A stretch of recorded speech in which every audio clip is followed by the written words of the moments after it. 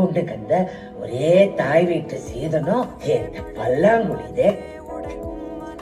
இது வெறும் விளையாட்டு இல்ல,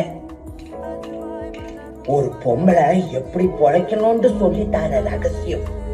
கையில கிடைக்கிற காசை செலவுக்கு போக நாளைக்கு ஒண்ணுன்னு கொஞ்சண்டாவது சேர்த்து வச்சு வந்தோண்டா ஒரு நாளை எதிர்பாராம ஏதாவது ஒண்ணு நடந்து வெறுங்கைய வலிச்சு திங்கிற வேலை வரப்ப அவ அத்தனை நாள் சிக்கனமா பொழைச்ச பொழைப்பே ஆறு கையும் எதிர்பார்க்காம அடுத்த குழியில அவளுக்கு சேமிப்பா திரும்பி வரும்.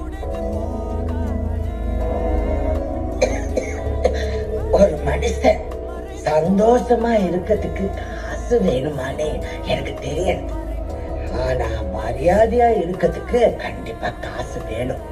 இந்த வாழ்க்கை வாழ்றதுக்கு காசெல்லாம் பெருசு இல்லைன்னு யாராவது சொன்னா அடுத்த வேலை கஞ்சி கூட கஷ்டம் இல்லாத அளவுக்கு அவங்க காசு இருக்குன்னு அர்த்தம். அதை பார்த்துக்கிட்டு நீங்க ஊதாரி பொழப்பு